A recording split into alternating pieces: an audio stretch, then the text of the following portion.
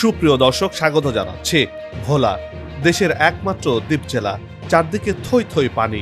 দেশের মূল ভূখণ্ডের সাথে নেই সরাসরি যোগাযোগ, নদীপথই একমাত্র ভরসা। জীবনের ঝুঁকি নিয়ে পানিপথে চলতে হয় এই জেলার মানুষদেরকে। সরাসরি যোগাযোগ না থাকার কারণে খানিকটা পিছিয়ে পড়েছে এই দ্বীপ জেলাটি। এবার ভোলাকেও সড়ক নেটওয়ার্কের আওতায় আনতে যাচ্ছে সরকার। ভোলাবাসীর দীর্ঘদিনের স্বপ্ন এবার পূরণ হতে যাচ্ছে। নির্মিত হচ্ছে বরিশাল ভোলা সেতু, যা হবে দেশের দীর্ঘতম সেতু। কোন পথ দিয়ে নির্মিত হবে ভোলা সেতু, কবে শুরু হবে এই প্রকল্পের কাজ, এ বিষয়ে নতুন সরকার কি ভাবছে, এসব প্রশ্নের উত্তর সহ বরিশাল ভোলা সেতুর আদ্যপান্ত নিয়ে সাজিয়েছি এবারের পর্বটি। বিস্তারিত জানতে পুরো ভিডিওটি দেখুন। দর্শক, চলুন চলে যাই মূল ভিডিওতে।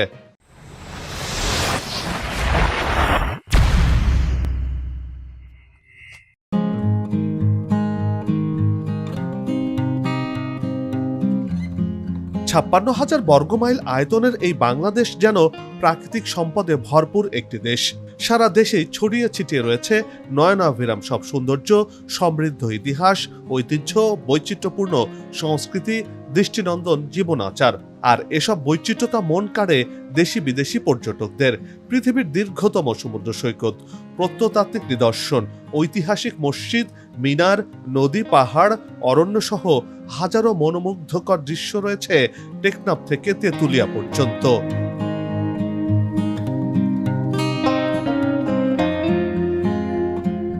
ভোলা বাংলাদেশের একমাত্র দ্বীপ জেলা। হিমালয় থেকে নেমে আসা তিনটি প্রধান নদ নদী যমুনা, পদ্মা ও ব্রহ্মপুত্রের বাহিত পলি দিয়ে সাগর মোহনায় গড়ে উঠেছে এই দ্বীপ। ভোলা দেশের বৃহত্তম প্রাচীন গাঙ্গেয় বদ্বীপ। আনুমানিক 1235 সালে বঙ্গোপসাগরের বুকে জেগে ওঠা সুবিশাল দ্বীপটি পলিমাটি বেষ্টিত। বঙ্গোপসাগরের মোহনায় মেঘনা, তেঁতুলিয়া নদী বেষ্টিত প্রায় 3404 বর্গমিটার আয়তনের দ্বীপ জেলা এই ভোলা। 1300 সালের দিকে বিভিন্ন এলাকার লোকজন এসে এখানে বসতি শুরু করেন। বর্তমানে 20.5 লাখের মতো মানুষের বসতি রয়েছে এই দ্বীপ জেলাতে।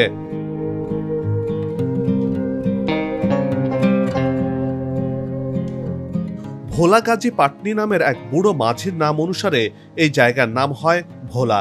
আর ভোলার আদি নাম ছিল দক্ষিণ শাহবাজপুর। ধান, সুপারি আর ইলিশের পাশাপাশি বর্তমানে খনিজ সম্পদের দিকেও সম্ভাবনাময় এক স্থানে পরিণত হয়েছে এই জেলাটি। ভোলা জেলাকে মূল ভূখণ্ড থেকে আলাদা করেছে তেঁতুলিয়া নদী। দ্বীপ জেলাটির সাথে দেশের মূল ভূখণ্ডে সরাসরি স্থলপথের যোগাযোগ নেই। বলা যেতে পারে খানিকটা সেন্ট মার্টিনের মতো, চারপাশে থই থই পানি। ভোলাতে যাতায়াতের জন্য নৌপথই একমাত্র মাধ্যম।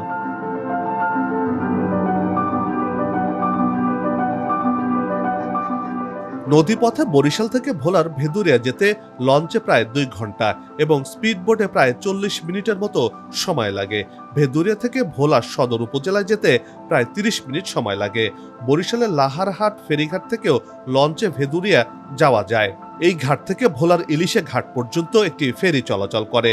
নোয়াখালী, লক্ষ্মীপুর হয়েও নৌপথে পৌঁছানো যায় ভোলাতে। তবে বৈরী আবহাওয়াতে জীবনের ঝুঁকি নিয়ে চলতে হয় এই ভোলার মানুষজনকে।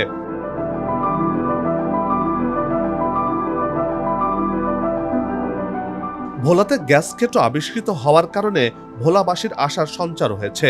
দ্বীপ জেলা ভোলাকে বরিশালের সঙ্গে সংযুক্ত করতে সেতু নির্মাণের পরিকল্পনা গ্রহণ করেছে সরকার।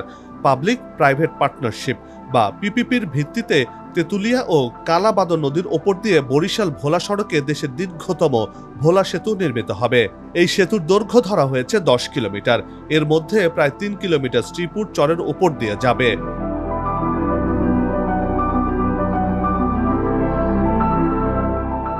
দেশের দীর্ঘতম সেতু নির্মাণের জন্য প্রথম দফায় সমীক্ষা শেষে প্রাথমিকভাবে ব্যয় ধরা হয়েছিল 13,000 কোটি টাকা। ব্যয় কম হলেও এই প্রকল্পটি পদ্মা সেতু থেকেও বড়। একই সাথে পদ্মা নদীর মতো খরস্রোতা না হওয়ার কারণে এই সেতু নির্মাণে তেমন বেগ পেতে হবে না বলে মনে করছেন সংশ্লিষ্টরা। যদিও 2020 সালে প্রথম সমীক্ষা হয়েছিল, কিন্তু নদীর গতিপথ পরিবর্তন হওয়ায় বর্তমানে নতুন করে যাচাই বাছাই করা হয়েছে।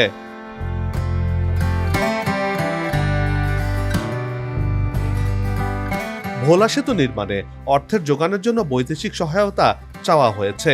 এতে প্রকল্পের সম্ভাব্যতা সমীক্ষার চূড়ান্ত প্রতিবেদন অনুযায়ী ব্যয় ধরা হয়েছে 17,500 কোটি টাকা বা 1.615 বিলিয়ন মার্কিন ডলার।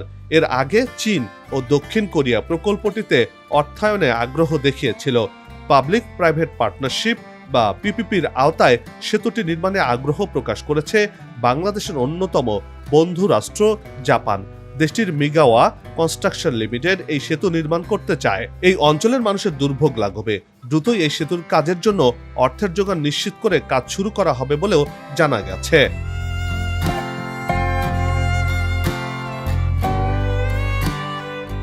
এদিকে ভোলার 20.5 লাখ মানুষের দীর্ঘদিনের স্বপ্নের ভোলা বরিশাল সেতু নির্মাণের কাজ দ্রুত শুরু হবে বলে জানিয়েছেন বিদ্যুৎ, জ্বালানি, খনিজ সম্পদ ও সেতু উপদেষ্টা ফাউজুল কবির খান।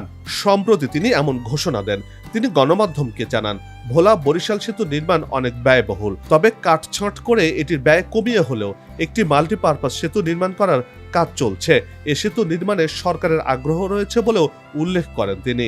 এই সেতু নির্মাণ হলে ভোলা থেকে গ্যাস, বিদ্যুৎ নেওয়া যাবে। ভোলার সঙ্গে সারা দেশের সংযোগ স্থাপন হবে এবং ইন্টারনেট সুবিধা পাবে। এরই মধ্যে এই সেতু নির্মাণের জন্য জাপানের একটি কোম্পানির সঙ্গে কাজ চলছে বলেও জানান তিনি। আর এই সেতু নির্মাণ কাজ দ্রুত সময়ের মধ্যে শুরু করা হবে বলেও জানিয়েছেন এই উপদেষ্টা।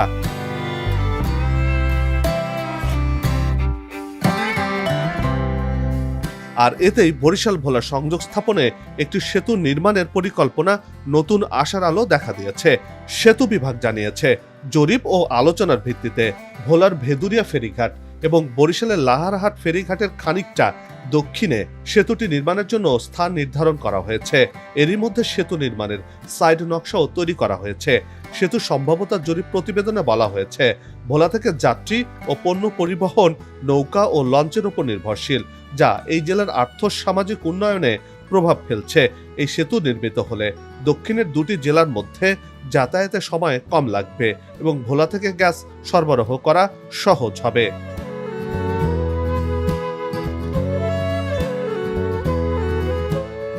ভোলার মানুষের দীর্ঘদিনের দাবি ভোলা বরিশাল সেতুটি নির্মিত হোক।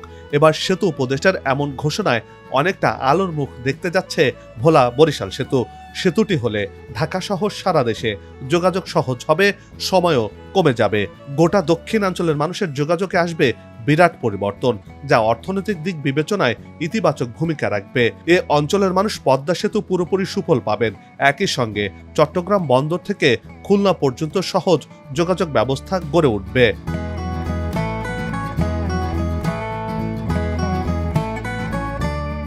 সমীক্ষা প্রতিবেদন অনুযায়ী এই সেতু দেশজ উৎপাদন প্রবৃদ্ধির হার বাড়াবে আরও অন্তত 1.2%।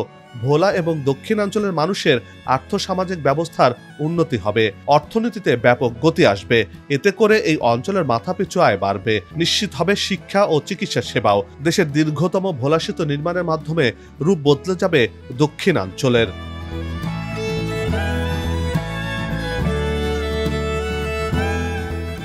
সবাই মিলে গাছ লাগাই, দেশের পরিবেশকে বাঁচাই। আসুক নতুন দিন, লাগুক খাওয়া উন্নয়নের পালে। এমন প্রত্যাশা রেখে এই পর্ব থেকে বিদায় নিচ্ছি। তবে যাবার আগে সেই একই অনুরোধ, যেখানে সেখানে ময়লা আবর্জনা ফেলবেন না, পরিবেশের ক্ষতি করবেন না, অযথা হর্ন বাজাবেন না। আপনার দেশের সৌন্দর্য রক্ষায় পোস্টার লাগানো থেকে বিরত থাকুন। যদি চ্যানেলটিতে নতুন হয়ে থাকেন, ভিডিওটি ভালো লাগে, তাহলে চ্যানেলটি সাবস্ক্রাইব করে ভালোবাসায় আবদ্ধ করবেন। ভালো লাগা না লাগার বিষয়টি কমেন্টে লিখে জানাবেন। কি ধরনের ভিডিও দেখতে চান তাও জানানোর অনুরোধ রইল। আগামীতে আবারও দেখা হবে নতুন কোনো জায়গা, তথ্য, ইতিহাস আর উন্নয়ন চিত্র নিয়ে। নিজে ভালো থাকুন, দেশকে ভালো রাখুন, আমাদের সাথেই থাকুন, দেখতে থাকুন দেশের এগিয়ে যাওয়ার চিত্র। ধন্যবাদ।